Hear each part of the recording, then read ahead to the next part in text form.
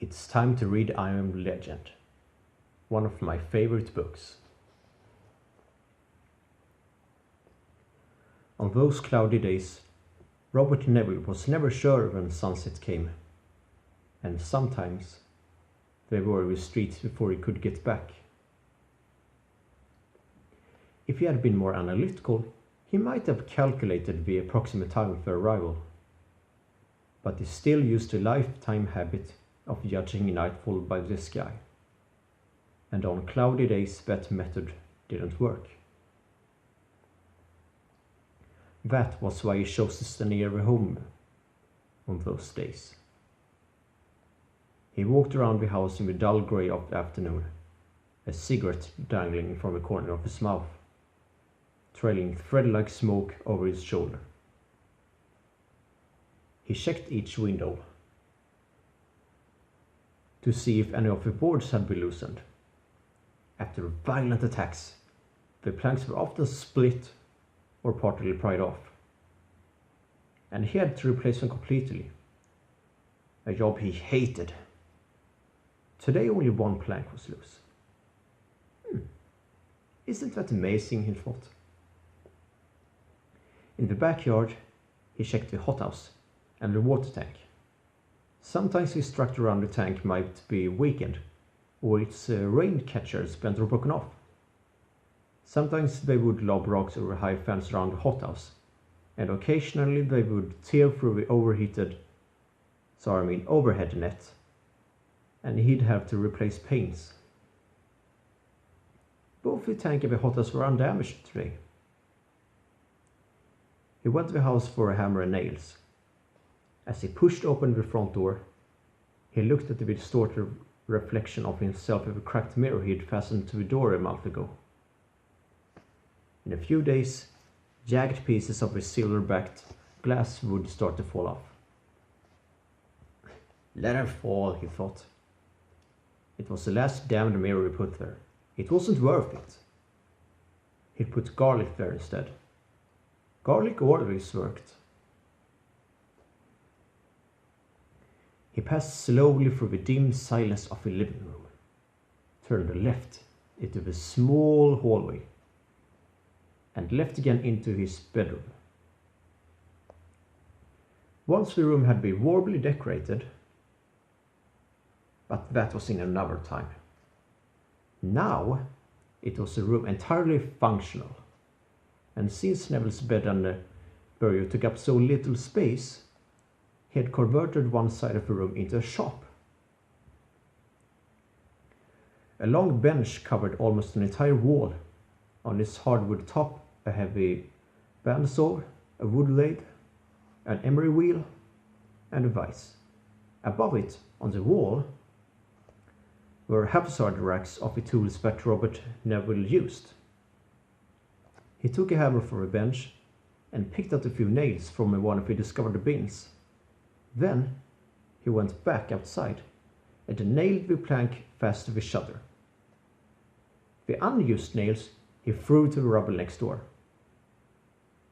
For a while he stood on the front lawn looking up and down the silent length of Cimarron Street. He was a tall man, 36, born of English-German stock, his features undistinguished except for a long, determined mouth and the bright blue of his eyes, which now moved over to the charred ruins of the houses on each side of his. He'd burn them down to prevent them from jumping on his room from the adjacent ones. After a few minutes, he took a long, slow breath and went back into the house. He tossed the hammer on the living room couch, then lit another cigarette and had his mid-morning drink. Later, he forced himself into the kitchen to grind up the 5-day accumulation of garbage in the sink.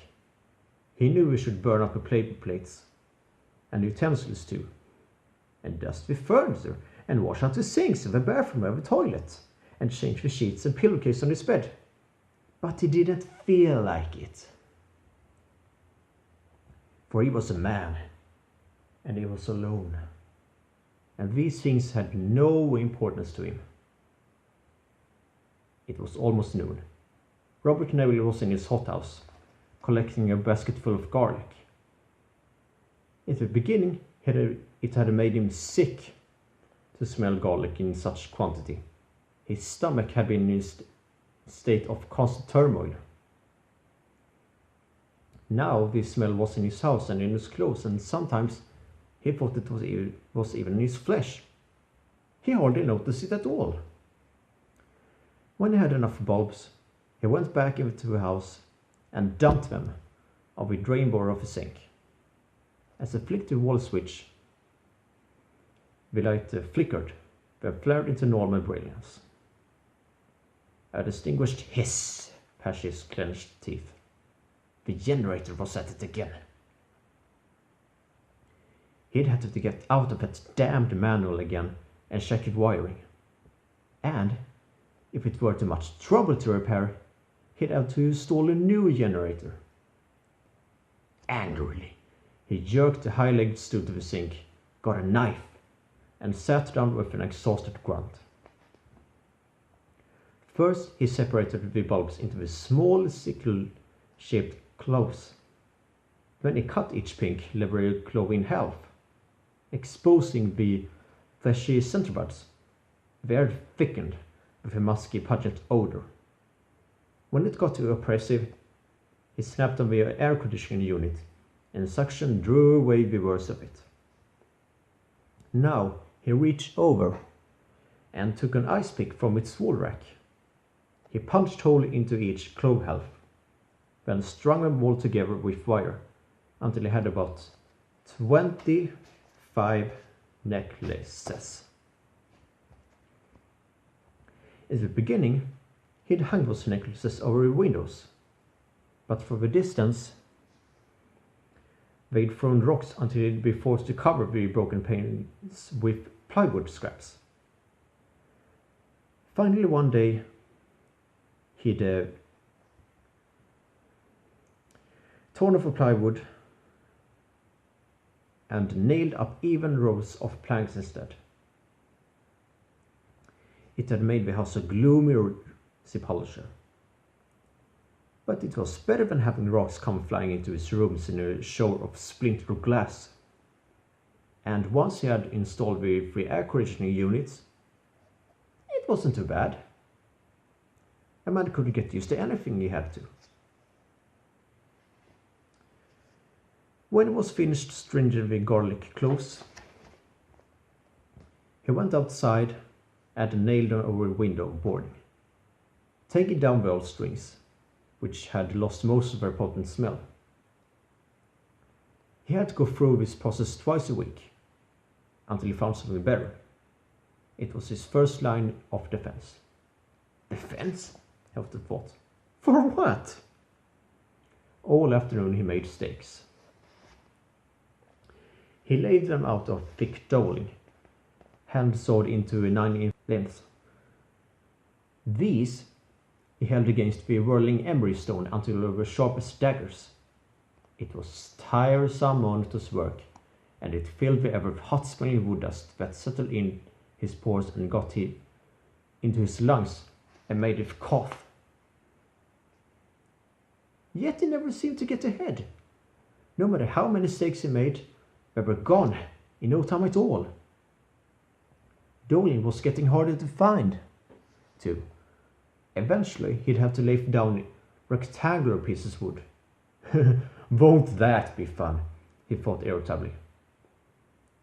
It was all very depressing, and it made him resolve to find a better method of disposal. But how could he find it when they never gave him a chance to slow down and think? As he laid, he listened to records over a loudspeaker he'd set up in his bedroom. Beethoven's 3rd, 7th, and 9th symphonies. He was glad he'd learned early life, from his mother, to appreciate this kind of music. It helped to fill the terrible void of hours. From 4 o'clock on, his gaze kept shifting to the clock on the wall. He worked in silence, lips pressed into a hard line, a cigarette in the corner of his mouth, his eyes staring at it as it gnawed away the wood and sent floury dust filtering down to the floor. 4:15, 4:30, it was 4:45. In another hour they'd be at the house again, the filthy bastards. As soon as the light was gone, he stood before the giant freezer, selecting his supper. His jaded eyes moved over the stacks of meats down to the frozen vegetables, down to the birds and pastries, the fruits and ice cream. He picked up 2 lamb chops, string beans, and a small box of orange sherbet. He picked the boxes from the freezer and pushed shut the door with his elbow. Next he moved over to the uneven stacks of cans piled to the ceiling.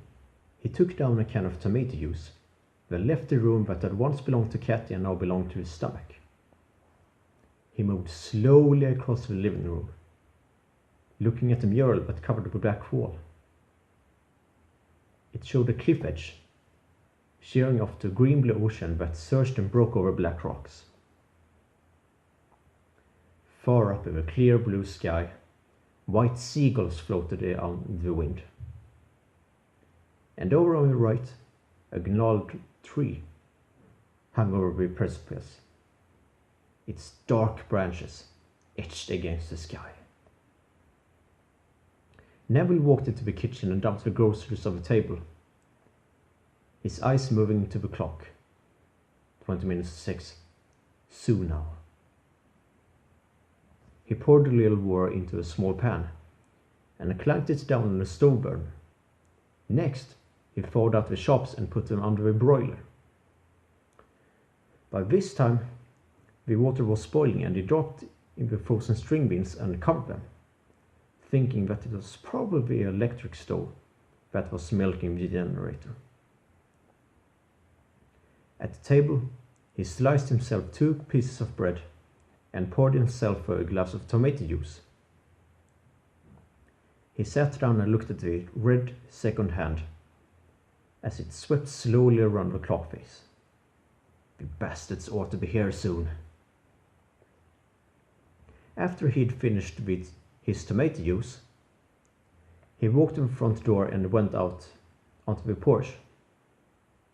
He stepped off onto the lawn and walked down the sidewalk. The sky was darkening and it was getting chilly. He looked up and down Simmerl Street, the cold breeze ruffling down his blonde hair. That's what was wrong with his cloudy days. You never knew when they were coming. Oh well, at least they were bare than those damned dust storms. With a shrug, he moved back across the lawn and into the house, locking and bolting the door behind him, sliding the thick bar into place. Then he went back into the kitchen, turned his chops, and switched off the heat under the string beans. He was putting the food on his plate when he stopped and his eyes moved quickly to the clock. 6:25 today. Ben Corpa was shouting, "Come out, Neville!" Robert Neville sat down with a sigh and began to eat. He sat in the living room trying to read. He made himself a whiskey and soda at his small bar, and he held the cold glass as he read the physiology test. From the speaker over the hallway door, the music of Schönberg was playing loudly. Not loudly enough, though. He still heard them outside. Their murmuring and their walking about and their cries were snarling and fighting among themselves. Once in a while a rock or brick thudded off the house. Sometimes a dog barked. And they were all there for the same thing. Robert Neville closed his eyes a moment and held his lips in a tight line. Then he opened his eyes and lit another cigarette, letting the smoke go deep into his lungs. He wished he'd had time to soundproof the house. It wouldn't be so bad if it weren't that he had to listen to them. Even after 5 months, it got on his nerves. He never looked at them anymore. In the beginning, he'd make a peep over the front window and watch them. But then the women had seen him and started striking vile posters in order to entice him out of the house. He didn't want to look at that.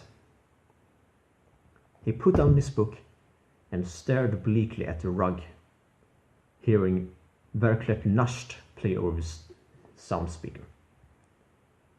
He knew he could put plugs in his ears to shut off the sound of them, but that would shut off the music too, and he didn't want to feel that they were forcing him into a shell. He closed his eyes again. It was the women who made it so difficult, he thought. The women posing like lewd puppets in the night on the possibility that he'd see them and decided to come out. A shudder ran through him. Every night it was the same. He'd be reading and listening to music. Then he'd start to think about soundproofing the house. Then he'd think about the women. Deep in his body, the knotting heat began again, and he pressed his lips together until they were white. He knew he was feeling well, and it enraged him that he couldn't combat it. It grew and grew until he couldn't sit still anymore. Then he'd get up and pace the door, fist bloodiest at his sight. Maybe he'd set up the movie projector, or eat something, or have too much to drink, or turn the music up so loud it hurt his ears. He had to do something when it got really bad. He felt the muscles of his abdomen closing in like tightening coils. He picked up a book and tried to read, his lips forming each word slowly and painfully. But in a moment the book was at his lap again. He looked at the bookcase across from him. All the knowledge in those books couldn't put out the fires in him. All the words of centuries couldn't end the wordless, mindless craving of his flesh. The realization made him sick. It was an insult to man. All right, it was a natural drive. But there was no outlet for it anymore. They'd forced celibacy on me. He'd have to live with it. You have a mind, don't you? He asked himself. Well, use it! He reached over and turned the music still louder, then forced himself to read a whole page without pause. He read about blood cells being forced through membranes, about ladle lymph carrying the wastes through tubes blocked by lymph nodes, about lymphocytes and phagocytic cells. To empty in the left shoulder region, near the thorax into a large vein of a blood circulating system. The book shut with a thud. Why didn't they leave him alone? Did they think they could all have him? Were we so stupid they thought that?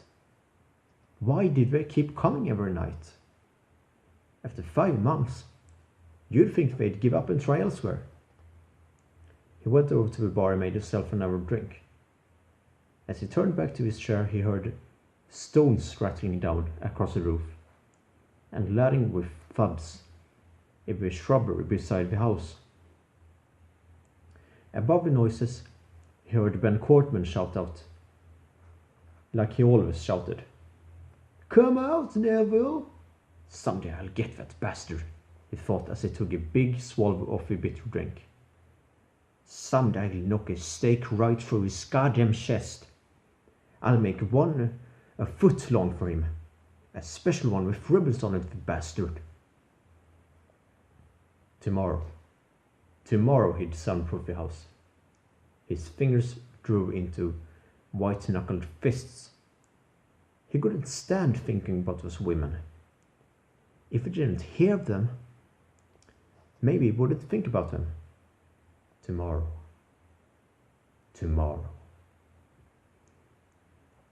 The music ended and he took a stack of records off a turntable and slid them back into the cardboard envelopes.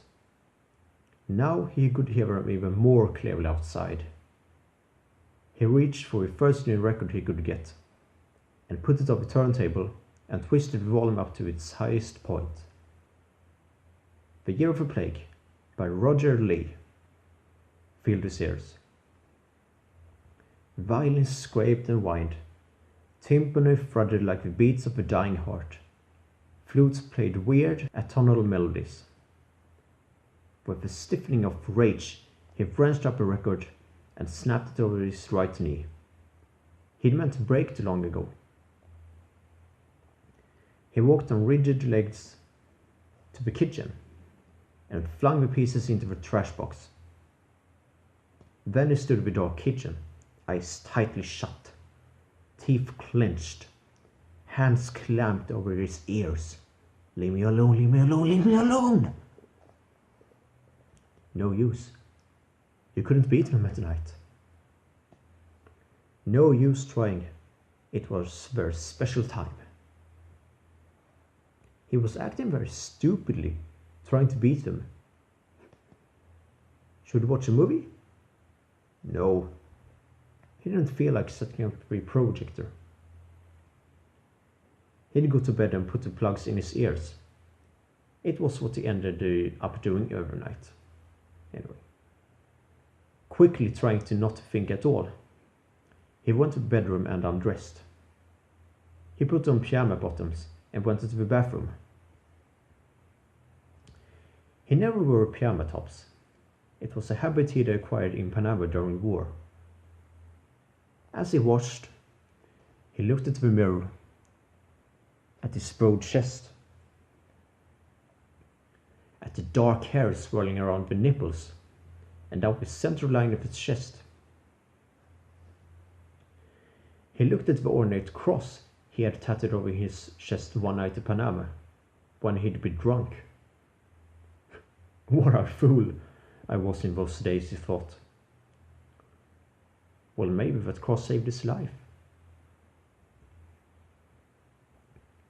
He brushed his teeth carefully and used dental floss. He tried to take good care of his teeth because he was his own dentist now. Some things could go to pot, but not his health, he thought. And why don't you stop pouring alcohol into yourself, he thought. Why don't you shut the hell up, he thought. Now we went to the house, turning out the lights. For a few minutes he looked at the mirror and tried to believe it was really the ocean. But how could he believe it with all the humpings and the scrapings, the howlings and snarlings and cries of the night? He turned off the living room lamp and went into the bedroom. He made a sound of disgust when he saw that sawdust-covered bed. He brushed it off without snapping handstrokes, thinking that he'd better build a partition between the shop and the sleeping portion of the room. Better do this, and better do that, he thought morosely. There were so many damned things to do, he'd never get to the real problem. He jammed in his earplugs, and a great silence engulfed him. He turned off the light and crawled in between the sheets. He looked at the radium-faced clock and saw that it was only a few minutes past 10. Yes, as well, he thought. This way I'll get an early start. He lay there on the bed and took deep breaths of the darkness, hoping for sleep. But the silence didn't really help. He could still see them out there, the white-faced men prowling around his house, looking ceaselessly for a way to get in at him. Some of them probably crouching on their haunches like dogs, eyes glittering at the house, teeth slowly grating together, back and forth, back and forth. And the women. Oh, did he have to start thinking about them again? He tossed over on his stomach with a curse and pressed his face on the hot pillow. He lay there, breathing heavily, body ripping slightly on the sheet. Let the morning come. His mind spoke words it spoke every night. Dear God, let the morning come. He dreamed about Virginia, and he cried out in his sleep, and his fingers gripped the sheet like frenzied talons. Sorry, but I gotta cut off here. There's a lot to read, but stay tuned for next time when I will read chapter 2. See you later, dear viewers.